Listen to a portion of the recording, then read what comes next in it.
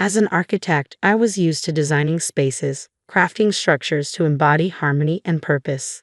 But here I was, unexpectedly, in the role of a bride, envisioning my wedding as the most meticulously crafted day of my life. Each detail, from the floral arrangements to the curated playlists, had been planned down to perfection. In my mind, it would unfold like a scene from a romance novel, a celebration where love triumphs over all. My fiancé, Tyler, an engineer with a logical mind that perfectly complemented my creativity, waited for me at the altar. His usual steady smile seemed tense, as if he was carrying an invisible weight. As I walked in the aisle, a sense of unease crept over me. Tyler's gaze held a distance, a look I tried to dismiss as wedding jitters. Then, I caught sight of his mother, Betty, whispering to a guest, her face tinged with a hint of disapproval. When our eyes met, she forced a smile, mouthing, "You look beautiful," though her eyes betrayed her insincerity. My heart sank, but I pushed the feeling aside, focusing on the moment.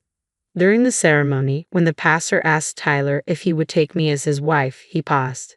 The words "I do" finally came, yet his eyes lacked the warmth I'd always felt from him. In the ring exchange, Betty abruptly stood up, announcing she needed to capture the moment. Her tone felt more cautionary than celebratory.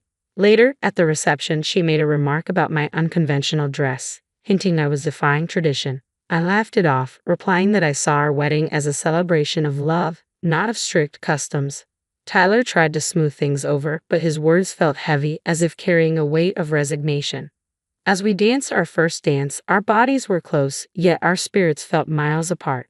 The song that was meant to symbolize our love now seemed like a hollow echo, and when Tyler whispered, "Are you ready for forever?" the vastness between us felt overwhelming. I replied, trying to shake the dark cloud lingering over us.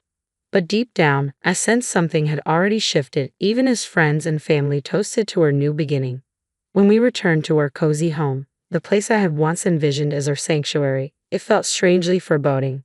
The walls that I thought would safeguard our happiness now seemed like the bars of a cage, foreshadowing an uncertain future. Soon after, Betty began her subtle but steady invasion, showing up unannounced, her criticisms filling the spaces I had hoped to keep peaceful. One day, without warning, Betty declared that she would be moving in indefinitely, claiming my cherished reading nook as her own. Shocked, I pulled Tyler aside, my voice trembling. "Tyler, this is our home. Shouldn't we discuss something this big together?" He met my gaze, but the warmth I had once known was gone. "Mom's getting older," he said. "She shouldn't be alone. She needs to be with family." "So, I'm not family." The words escaped before I could stop them, my voice laced with hurt. "That's not what I meant," he replied, his frustration rising. "Mom has done so much for me. I owe her this." "What about what we owe each other?" I pleaded. "We just got married. This should be our time to build something together." But my words seemed to fall on deaf ears. The decision had already been made.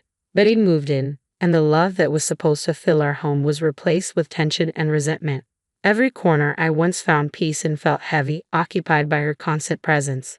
The moments of warmth I dreamed of were slowly replaced by a sense of suffocation, and each day felt like a new challenge in a house that no longer felt like home. I used to share everything with Tyler, but now I found myself not just fighting to save my marriage or reclaim my home, but battling to preserve my identity, dignity, and peace of mind.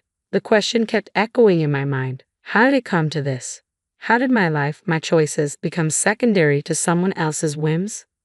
What used to be my peaceful reading nook had transformed into a cluttered space filled with Betty's belongings. The kitchen, once a place of warmth and creativity, became a battleground for her constant critiques. And Tyler, the man I thought I'd grow old with, now seemed like a stranger, aligned with the opposition. This was only the beginning. If I thought life had been tough before, I had no idea what was coming. The atmosphere at home grew stifling, oppressive, as if the walls themselves were closing in on me.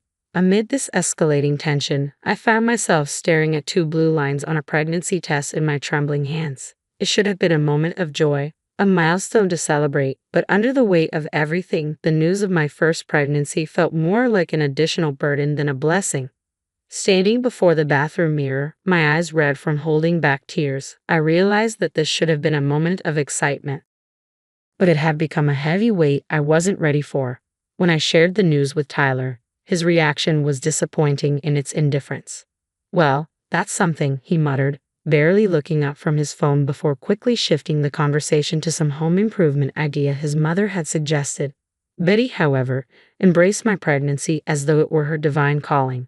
She began to dictate every aspect of my life, what I ate, what I did, and even where I should give birth. Her interference didn't stop with advice. She turned my pregnancy into another arena for her to assert control. "You're eating again," she would remark, eyeing the modest sandwich I prepared. "Shouldn't you be careful about gaining weight during pregnancy?" I tried to remain calm. "This is doctor recommended, Betty." She scoffed. "Doctors these days don't know anything. Back in my day, we knew how to manage pregnancies." As the weeks went on, my energy dwindled, but Betty's demands only escalated. She transformed my home into her kingdom, where I was expected to cook, clean, and cater to her every whim, as though I were a servant, not a pregnant daughter-in-law. "Betty, why haven't you vacuumed the living room yet?" she barked from her self-appointed throne in what used to be my cherished reading nook, now turned into her lair for endless phone scrolling and daytime TV marathons. "I've been feeling really tired today, Betty. The doctor advised me to take it easy," I replied, my voice heavy with exhaustion. "Tiredness during pregnancy isn't an illness, you know," she shot back, her words cold and dismissive. Through all of this, Tyler's silence was deafening. His passive compliance only added fuel to the growing tension.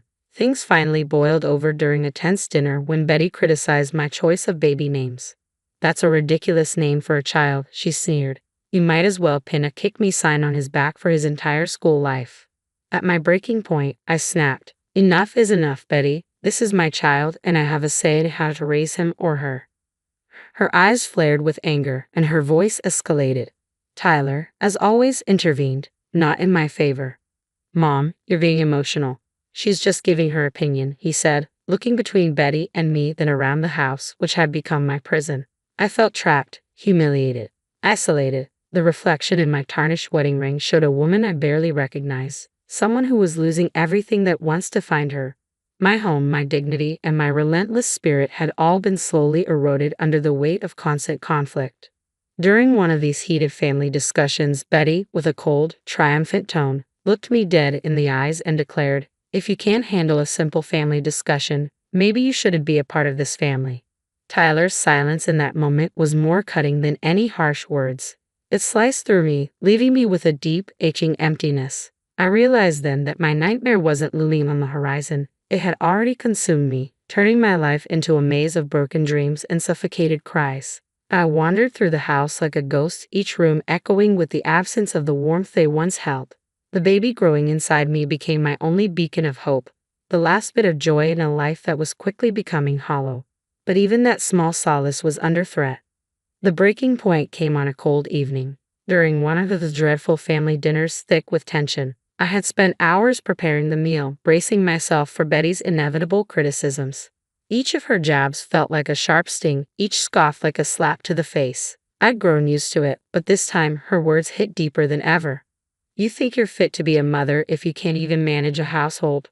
What are you going to do with a baby?" she sneered, each word aimed like a piercing attack at my already fragile self-esteem.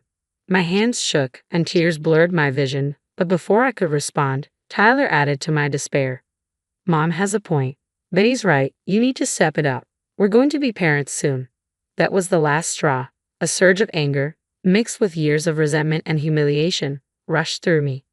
"Step it up. Step it up," I exclaimed, my voice rising with a fierce intensity I hadn't expected. "I am carrying our child, managing our home, and enduring relentless emotional abuse from your mother, and you're telling me to step it up." Both Tyler and Betty looked stunned by the force of my outburst. In that moment, the reality of my situation hit me full force. The profound isolation, the deep disrespect. It was all laid bare, unyielding, and stark. Every day, I faced the unbearable tension within what was supposed to be the sanctuary of my own home. It had built up like a dormant volcano, simmering beneath the surface until it finally erupted. "I'm done. I can't do this anymore," I declared, my voice breaking under the weight of it all. "I won't raise my child in a place where their mother is treated like nothing. If this is what family is to you, then I want no part of it." With those words, I stood up from the dinner table, leaving Tyler and Betty in stunned silence. I quickly packed a small bag, my hands shaking so violently that I struggled with the simple task of turning the doorknob. It was then that Betty, sensing her last chance to strike, decided to deliver what she thought would be the final blow. "Where do you think you're going? This is Tyler's house, not yours," she sneered. I turned to face her, meeting her gaze with unwavering resolve. "Actually, Betty, this house is mine. I bought it, and I have every right to decide who stays and who leaves." "Don't do this. Let's talk about it," Tyler pleaded, his voice desperate, finally understanding the gravity of the situation. "There's nothing left to talk about," I replied, tears streaming down my face as I opened the door to the cold night outside. As I stepped out into the night, I felt the finality of the moment settle in. The door closing behind me felt like the end of a long, tragic chapter in my life. I started walking, each step away from that house a painful, necessary one. I didn't know where I was headed, but for the first time in a long time, I felt a sense of agency over my own fate. Despite the emotional toll, the icy wind cut through my thin clothes, biting into my skin as sharply as the turmoil inside me. I walked aimlessly, lost in a haze of exhaustion, both physical and emotional, until I neared my parents' house, a sanctuary I desperately needed. Just steps away from safety, my foot caught on an uneven slab of pavement, sending me crashing to the ground. My ankle twisted painfully, but the physical pain was nothing compared to the emotional agony I had been enduring. Limping and tearful, I finally reached my parents' doorstep. Their shocked expressions as they opened the door reflected the gravity of what had happened. This breakdown had been a long overdue fracture in a life already strained by too much pressure. As they hurried me to the hospital, I knew deep down that things couldn't go back to the way they were. I couldn't return to that house, not to Tyler, and certainly not to the oppressive shadow of Betty that had suffocated me for so long. Reaching my breaking point wasn't just the end. It marked the beginning of something new, a harsh but necessary step toward regaining the life that had been slowly stripped away from me. In the sterile hospital room, surrounded by the constant beeping of machines and the cold, unfeeling walls, reality hit hard. My sprained ankle propped up and undergoing checks for any complications from the fall, I experienced a strange blend of relief and fear. My parents stood beside me, their faces etched with concern and quiet anger. They had always sensed something was wrong in my marriage, but now the full extent of its dysfunction was glaringly obvious. "Sweetheart, what are you going to do now?" my mom asked, breaking the heavy silence, her voice heavy with worry. "I don't know, Mom," I replied, my voice steady despite the turmoil still swirling inside me. "But what I do know is that I can't go back. Not now, not ever." My dad, who had been pacing the room, paused and turned to face me. "Your mother and I will support whatever decision you make," he said, his voice calm yet heavy with concern. "But you need to think about your future, and the future of your child." I nodded, my mind a labyrinth of uncertainty, filled with countless possible paths, each shadowed by doubt, but also touched by the promise of something new, something free. As we spoke, my phone buzzed with a message from Tyler. "Betty, where are you? We need to talk." Without a second thought, I turned off my phone. Whatever Tyler had to say, it was too little, too late. I was done with words. Now, it was time for action. My first decisive step was to pick up the phone and call a family lawyer. With my parents beside me, we laid out the details of divorce proceedings, child custody, and alimony. There was something clinical, even cold, about turning the end of a marriage into legal documents. But it also gave me a sense of power, control over a future I had almost forgotten I could choose for myself. For the first time, I was taking charge of my life, prioritizing my well-being and that of my unborn child. A week later, Tyler and Betty were served with divorce papers. This wasn't just about ending a marriage, it was about reclaiming my independence, about forging a future where I could breathe freely, unencumbered by the shadows of a toxic relationship. Along with the divorce papers, my lawyer filed a notice of eviction against Tyler and Betty from the house that was legally mine. It was a bold move, but necessary.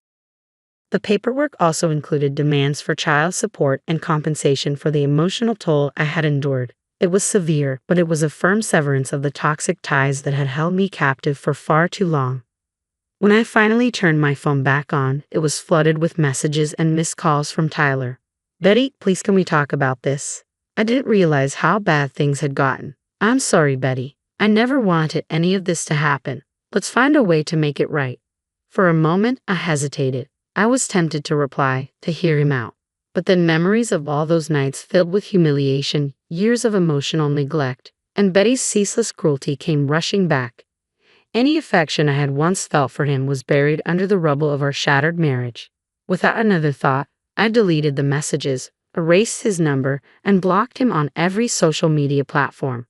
As far as I was concerned, Tyler was now a chapter of my past, one I was finally ready to close. I knew the road ahead would be hard. Divorce proceedings are never simple, especially when children are involved. But for the first time in ages, I felt a sense of control. The journey ahead would be painful, yes, but it would also be mine to navigate. The darkness was finally behind me, and though the future was uncertain, it held the promise of something better. The courtroom was sterile and cold, its atmosphere heavy with finality. My lawyer sat beside me, exuding calm confidence. Behind me, my parents' support was unwavering. Across the room, Tyler sat, looking defeated, his face a mask of bewilderment. Betty stood beside him, her expression one of indignant disbelief. "All rise," the bailiff called, and Judge Anthony entered. The proceedings unfolded quickly, like a storm on leaves. Lies were exposed, facts and accusations laid bare. Evidence of Betty's emotional abuse and Tyler's neglect was presented. I watched their faces, twisted with shock and perhaps regret, as they saw themselves through the eyes of the law for the first time. The judge turned to Betty. "Miss, you stand accused of emotional abuse and harassment. The evidence against you is overwhelming. How do you plead?" Betty faltered, her usual confidence nowhere to be found. "Your Honor, this has all been taken out of context. I was merely looking out for my son's well-being." The judge, unimpressed, retorted, "It appears your definition of well-being is quite twisted." After a brief but intense deliberation, Judge Anthony rendered the verdict. "The court hereby grants Betty a full divorce from Tyler. Custody of the unborn child will be awarded solely to Betty. Tyler, you are required to pay child support as determined by the state.